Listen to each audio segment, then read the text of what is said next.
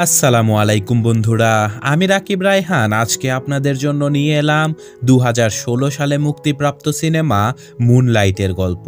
যে গল্পটা ২০১৬ সালে বেস্ট সিনেমা সহ মোট ৩টা ক্যাটাগরিতে অস্কার পেয়েছিল। জানি আমি অস্কারের কর্মকর্তাদের মতো এত বিশাল কেউই না, কিন্তু ভাই সিনেমাটা দেখার পরে আমার অবস্থা কিছুটা এমন। তো যাই হোক, তারপরেও গল্পটা শ্যারন নামের একটা ছেলের জীবন নিয়ে, যাকে কিনা জীবনের প্রত্যেকটা জায়গায় প্রত্যেকটা মুহূর্তে শুধু ঘৃণা, অবহেলা আর ধিক্কারি মেরেছিল। তো চলুন শ্যারনের জীবনে কি এমন ঘটে গেল যার জন্য এই সিনেমা অস্কার পেয়ে গেল, এই সব কিছুই দেখে আসা যাক। আর হ্যাঁ, গল্প শুরু করার আগে ইন্ট্রো চলতে থাক, আর আপনারা চাইলে ততক্ষণে একটা সাবস্ক্রাইব করে দিতে পারেন। গল্পের শুরুতেই আমরা মায়ামি প্রভিন্সের ছোট্ট একটা শহর লিবার্টিতে একজন লোককে দেখতে পাই যার নাম ছিল ইউয়ান। তো ইউয়ান এই শহরের সব থেকে বড় ড্রাগ ডিলার ছিল, আর এই শহরের সকল ছোটখাটো ড্রাগ ডিলারেরা তার আন্ডারেই কাজ করত। ইউয়ান এই শহরে এসেছিল এই শহরে তার আন্ডারে থাকা সকল ড্রাগ ডিলারেরা কিভাবে কাজ করছে সেই ব্যাপারে খোঁজ খবর নেওয়ার জন্য। খোঁজ খবর নেওয়া শেষ করে সেখান থেকে ইউয়ান চলে যেতে থাকে। আর এখন আমাদের দেখানো হয় একটা বাচ্চা ছেলেকে, যার বন্ধুরা তাকে ধাওয়া করছিল মারার জন্য। বাচ্চাটি কোনো রকমে তার বন্ধুদের থেকে নিজেদেরকে বাঁচিয়ে একটা পরিত্যক্ত ঘরের ভেতরে নিজেকে বন্ধ করে নেয়। বাহিরের বাচ্চাগুলো তখনও তার দিকে ইট পাটকেল ছুঁড়ে মারছিল, আর বাচ্চাটি এভাবেই ঘরের ভেতরে অপেক্ষা করছিল কখন বাহিরের বাচ্চারা চলে যাবে আর কখন সে এই ঘর থেকে বেরোতে পারবে। কিন্তু তখনই সেই ঘরের ভেতরে চলে আসে ইউয়ান। আসলে এই পরিত্যক্ত ঘরের ভেতরেও ইউয়ানের লোকজনেরা বিভিন্ন ড্রাগসের চালান রাখত। তো সেই ঘরের ভেতরে ইউয়ান বাচ্চাটিকে দেখে অনেক অবাক হয়ে যায়। সে বুঝে যায় বাচ্চাটি প্রচণ্ড ভয় পেয়ে আছে। ইউয়ান তাকে জিজ্ঞাসা করে, তোমার বাড়ি কোথায়? কিন্তু বাচ্চাটি কিছুই বলতে পারছিল না। তাই ইউয়ান তাকে খাওয়া দাওয়ার লোভ দেখিয়ে একটা রেস্টুরেন্টে নিয়ে গিয়ে বেশ ভালো ভালো খাবারও খাওয়ায়, আর তার থেকে জানার চেষ্টা করে যে তার বাড়ি আসলে কোথায়। কিন্তু বাচ্চাটি তখনও তার বাড়ির সম্পর্কে কিছুই বলতে পারছিল না। তাই বাধ্য হয়ে ইউয়ান বাচ্চাটিকে সাথে করে নিয়ে তার বাড়িতে আসতে থাকে। বাড়িতে এসে ইউয়ান তার গার্লফ্রেন্ড টেরেসাকে এই বাচ্চাটির ব্যাপারে সবকিছু বলে দেয়, আর তার গার্লফ্রেন্ডকে বলে সে যেন এই বাচ্চাটির থেকে তার নাম ঠিকানা জানার চেষ্টা করে। তাই রাতের বেলা ইউয়ান এবং টেরেসা বাচ্চাটিকে খাবার খেতে দিয়ে তাকে জিজ্ঞাসা করে তার নাম এবং ঠিকানা। আর এবার কিছুটা ভয় কেটে গেলে বাচ্চাটি তাদেরকে নিজের নাম শেরন বলে দেয়, আর শেরন তার ঠিকানাও বলে দেয়। আর এটি শুনে তারা সিদ্ধান্ত নেয় আগামীকাল সকালে শেরনকে তারা বাড়িতে রেখে আসবে। তো সেদিন রাতে শেরন তাদের বাড়িতেই থাকে, আর পরদিন ইউয়ান শেরনকে তার বাড়িতে নিয়ে চলে যায়, যেখানে তার মা পলা তার ছেলের জন্য অনেক চিন্তিত ছিল। কিন্তু পলা তার ছেলেকে ইউয়ানের সাথে দেখে আরও বেশি রেগে যায়, কারণ সে জানতো ইউয়ান এই শহরের সব থেকে বড় ড্রাগস ডিলার। তো পলা শেরনকে নিয়ে বাড়িতে চলে যায়। সে বাড়িতে এসে শেরনকে প্রচণ্ড বকাবকি করতে থাকে। শেরন টিভি দেখতে চাইলে তাকে টিভি দেখা থেকেও বঞ্চিত করে তার মা। আর বকাবকি শুনে শেরন বাহিরে তার বন্ধুদের সাথে ফুটবল খেলতে চলে যায়। কিন্তু ফুটবল ম্যাচে বাকি সব বাচ্চারা শেরনের থেকে অনেক দ্রুত গতি সম্পন্ন ছিল, আর সেখানে শেরন অনেক দুর্বল হওয়ার কারণে তাকে সবাই মিলে অনেক বিরক্ত করতে থাকে। আর এই সব কিছু দেখে শেরন খেলা বাদ দিয়ে সেখান থেকে চলে আসতে থাকে। আর তখনই শেরনের সাথে তার বন্ধু কেভিনের দেখা হয়ে যায়। কেভিন শেরনকে বুঝাতে থাকে যে এই দুনিয়াতে দুর্বলদের জন্য কোনো জায়গাই নেই, তাকে তার প্রতিযোগীদের সাথে চোখে চোখ রেখে মোকাবেলা করতে হবে। আর এরপর কেভিন নিজেই শেরনকে ধাক্কা দিয়ে বলে, আমি যে তোমাকে ধাক্কা দিলাম, তোমার কি রাগ হচ্ছে না? আমার সাথে লড়াই করো, নিজেকে রক্ষা করো। কেভিনের কথা শুনে শেরন নিজ নিজেও বেশ কিছুক্ষণ তার সাথে লড়াই করে। আর এর পরের সিনে আমরা শেরনকে আবার ইউয়ানের বাড়িতে দেখতে পাই। আর আজকে ইউয়ান শেরনকে নিয়ে সৈকতের পাড়ে চলে যায়, যেখানে ইউয়ান শেরনকে সাঁতার শেখাতে থাকে। ইউয়ান যেন মাত্র কয়েকদিনে শেরনকে অনেক ভালোবেসে ফেলেছে। আর এরপর সৈকতের পাড়ে বসে সে ইউয়ান শেরনকে বলে, জানো শেরন, আমাদের জীবনের লক্ষ্য আসলে আমাদের নিজেদেরই ঠিক করা উচিত। আমি কখনোই চাই না আমার জীবনের লক্ষ্য অন্য কেউ ঠিক করে দিক, কারণ আমরা সব সময় সেটাই চাই যেটা আমরা হতে চাই। আর সেটার জন্য যদি আমরা পরিশ্রম করি তাহলে একদিন না একদিন অবশ্যই আমরা সেটাই হতে পারবো।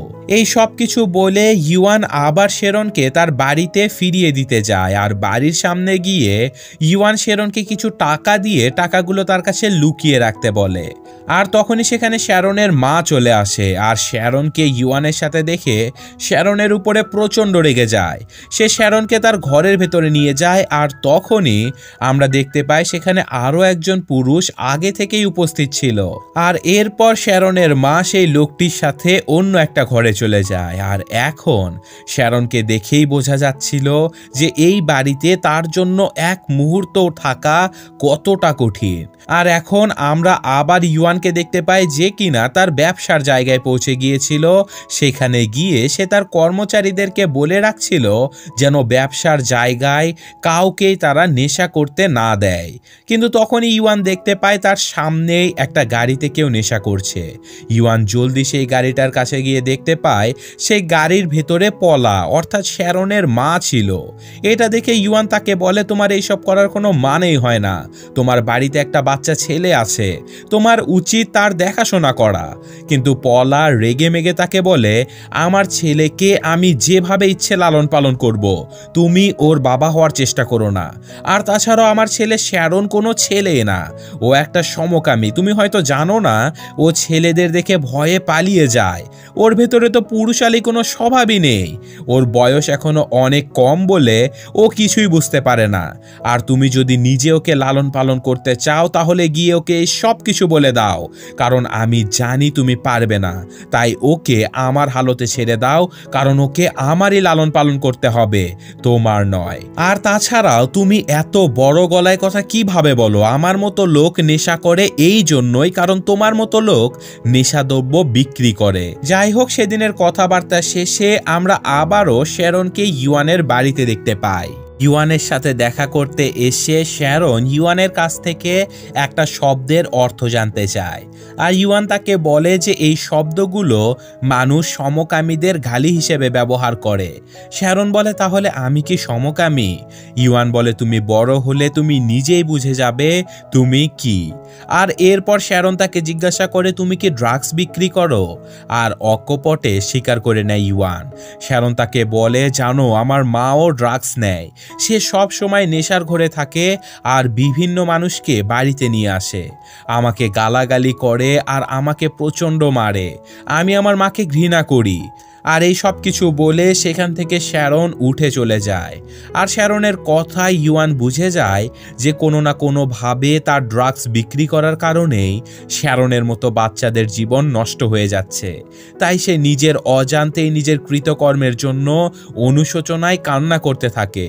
তো যাই হোক, এখন অনেক বছর কেটে যায়। শ্যারন এতদিনে 18 বছর বয়সী হয়ে গিয়েছিল, কিন্তু তার জীবনের কিছুই পরিবর্তন হয়নি। সে আগের মতোই সব ছেলেদের হাতে অপমানিত হচ্ছিল, কিন্তু এখনও কেভিনের সাথে তার বন্ধুত্ব সেই আগের মতোই আছে। তো যাই হোক, শ্যারন বাড়িতে ফিরলে তার মা তাকে বলে, আজকে তুমি বাড়িতে থাকতে পারবে না, কারণ আমার একজন বন্ধু আসবে। এখানে পলাকে দেখে মনে হচ্ছিল সে এখনও নেশা করা ছাড়েইনি। তো যাই হোক, শ্যারন তার বাড়ি থেকে চলে আসে টেরেসার কাছে। টেরেসা তার জন্য বিছানাপত্র রেডি করতে থাকে আর তাকে বলে, তোমার যখন ইচ্ছে তুমি তুমি এই বাড়িতে আসতে পারো। আসলে এতদিনে ইউয়ান মারা গিয়েছিল, আর ইউয়ানের কথা মতোই শ্যারনকে এতটা আপ্যায়ন করা হয়। এদিকে পরদিন সকালে শ্যারন বাড়িতে ফিরলে তার মা তার কাছ থেকে টাকা চাইতে থাকে। পলা পাগলের মতো ব্যবহার করতে থাকে। শ্যারন তাকে টাকা দিতে রাজি না হলে পলা তার সাথে জোর জবরদস্তি করে তার কাছে থাকা সকল টাকাগুলো ছিনিয়ে নেয়। আর এরপর সে আবার শ্যারনকে বাড়ি থেকে বের করে দেয়, কারণ আজকেও বাড়িতে কোনো ছেলে আসতে চলেছিল। হতাশ হয়ে শ্যারন আবার টেরেসার বাড়ির দিকে যেতে থাকে, কিন্তু পথিমধ্যে কয়েকজন ছেলে শ্যারনকে ঘিরে ধরে তাকে জিজ্ঞাসা করে যে ইউয়ান তো এখন আর জীবিত নেই, তাহলে তুই এত ঘন ঘন টেরেসার বাড়িতে কেন যাস? ছেলেগুলো শ্যারন ও টেরেসাকে নিয়ে অনেক আজে বাজে কথাও বলতে থাকে। আর এই সব কিছু শুনে শ্যারন কিছুটা রেগে গেলেও সে ছেলেগুলো তাকে হুমকি দেয়, সে যদি কোনো রাগারাগি করে তাহলে তারা সবাই মিলে শ্যারনকে মারধর করবে। আর এই কথা শুনে শ্যারন বেশ ভয়ও পেয়ে যায়। তাই সে আজকে টেরেসার বাড়িতে না গিয়ে বরং বিভিন্ন জায়গায় ঘুরে ঘুরে সময় কাটাতে থাকে, কারণ আজ সারা রাত সে বাড়িতে ফিরতে পারবে না। আর এক পর্যায়ে সে সমুদ্রের পাশে গিয়ে বসে থাকলে সেখানে তার সাথে আবার কেভিনের দেখা হয়ে যায়। কেভিন অনেক অবাক হয়ে গিয়েছিল, কারণ শ্যারন আগে কখনোই এই জায়গায় আসতেই চাইতো না। সমুদ্রের পাড়ে বসে দুই বন্ধু অনেক গল্প করতে থাকে, আর তখনই কেভিন শ্যারনকে ব্ল্যাক নামে ডাকতে থাকে। আর শ্যারন তাকে বলে, তুমি আমাকে এই নামে ডাকলে কেন? কেভিন তাকে বলে যে আমরা আমাদের প্রিয় মানুষকে একটা স্পেশাল নামে ডাকি, তুমি আমার একজন প্রিয় মানুষ, আর ব্ল্যাক তোমার স্পেশাল নাম। এটা শুনে শ্যারন অনেক খুশি হয়ে যায়। শ্যারন তাকে তার সকল দুঃখ কষ্টের ব্যাপারে বলে যে তার বাড়িতে থাকতে অনেক কষ্ট হয়, তার প্রচণ্ড কান্না পায়। আর এসব গল্প করতে করতেই তারা দুই বন্ধু একে অপরের কাছাকাছি চলে আসে। তো যাই হোক, এখন কেভিন শ্যারনকে তার বাড়িতে পৌঁছে দেয়। আর পরদিন কেভিনকে একজন ছেলে ছোটবেলায় খেলা একটা ভিডিও গেমসের ব্যাপারে বলে, যেখানে ভিডিও গেমসের ভেতরে একজন লোক যার দিকে আঙুল দিয়ে দেখিয়ে দিত তাকে ততক্ষণ অবধি মারতে হতো যতক্ষণ না সে মাটিতে পড়ে যায়। আর সেই ছেলেটি আজকে আবার সেই গেমসটা বাস্তবে খেলতে চায়, তাই সে সামনের দিকে আঙুল দিয়ে কেভিনকে দেখিয়ে দেয় শ্যারনকে মারার জন্য। আর এখন অনিচ্ছা থাকা সত্ত্বেও কেভিন শ্যারনকে প্রচণ্ড মারতে থাকে, আর সে শ্যারনকে বলে দেয় সে যেন উঠে না দাঁড়ায়। কিন্তু শ্যারন এই গেমের ব্যাপারে কিছুই জানতো না। সে কেভিনের উপরে অনেক অভিমানী হয়ে বারবার উঠে দাঁড়াতে থাকে। আর গেমের নিয়ম অনুযায়ী কেভিনকে বাধ্য হয়ে শ্যারনকে বারবার মারতে হয়। কেভিনের সাথে বাকি ছেলেরাও এখন শ্যারনকে প্রচণ্ড মারতে থাকে। আর আহত অবস্থায় শ্যারনকে তার স্কুলের ম্যাডামেরা জিজ্ঞাসা করে যে তাকে মারধর করার পেছনে কাদের হাত ছিল। কিন্তু শ্যারন প্রচণ্ড কষ্টে কান্না করতে থাকলেও ম্যাডামকে কারোরই নাম বলে না, কারণ কোনো একজনের নাম বললে কেভিনেরও ক্ষতি হবার সম্ভাবনা ছিল, আর সে কখনোই চাইতো না যে তার জন্য কেভিনের কোনো ক্ষতি হোক।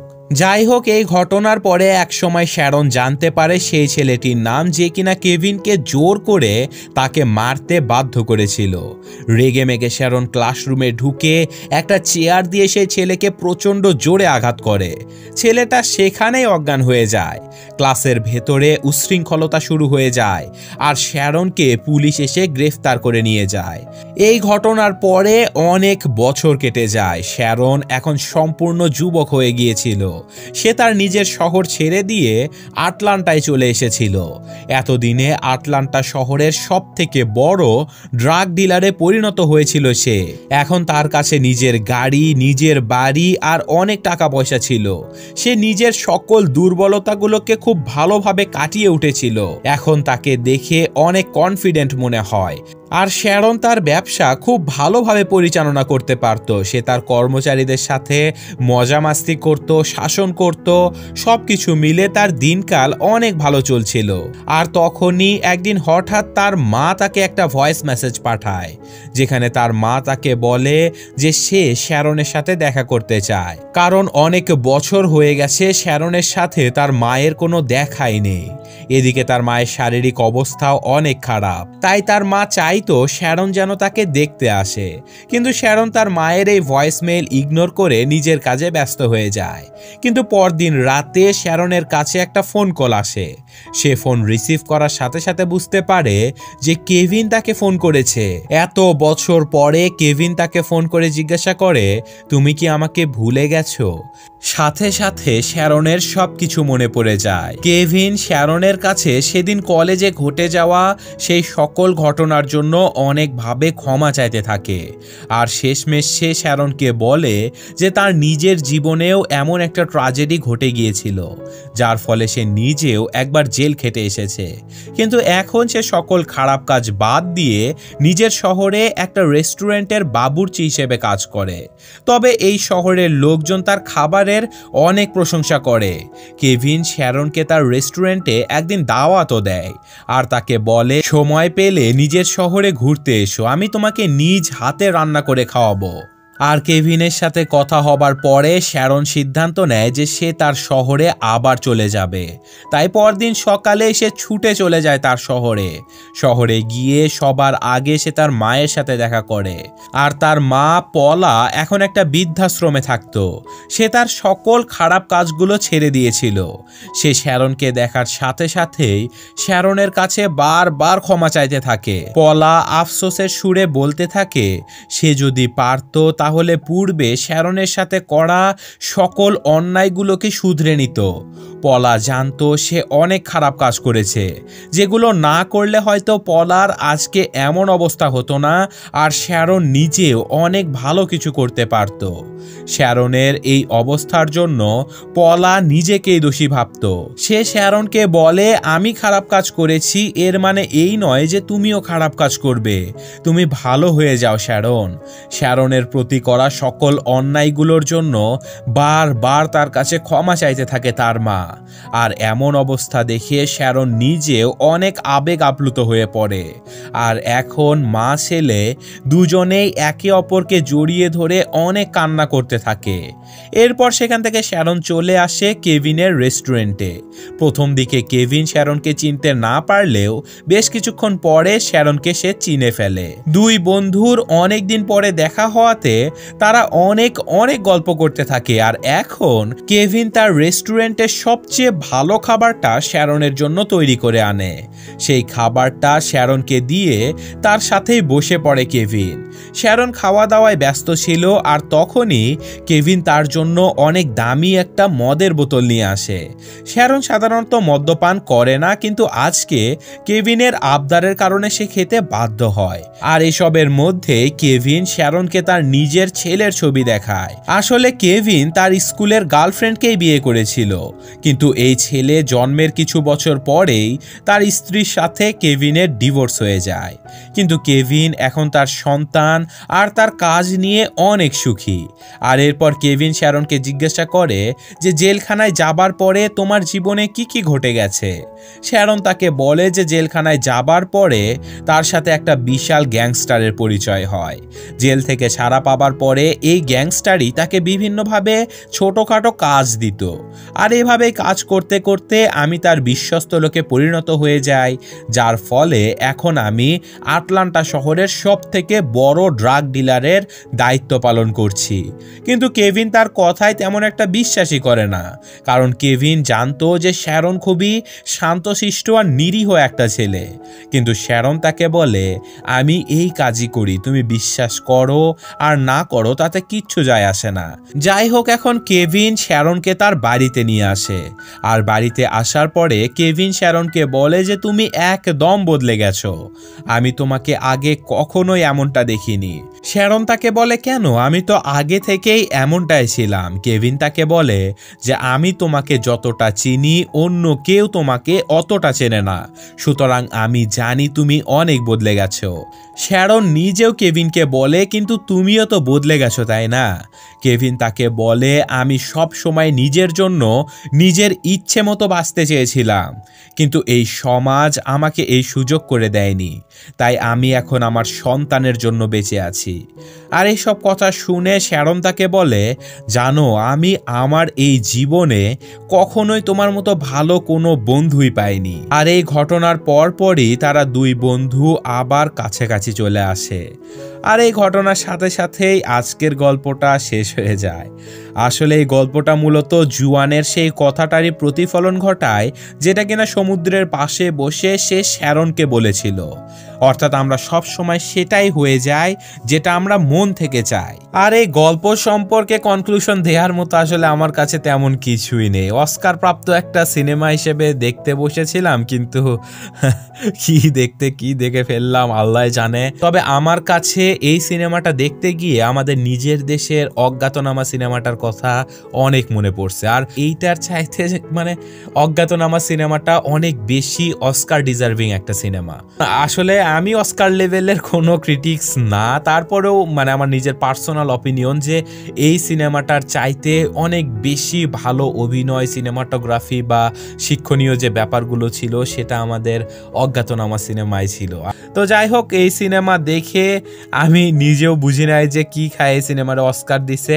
সেটা যদি আপনারা বুঝেন যে কেন অস্কার দিছে সেটা অবশ্যই কমেন্টে জানাবেন। আর আমি আজকের মতো বিদায় নিচ্ছি, আল্লাহ হাফেজ।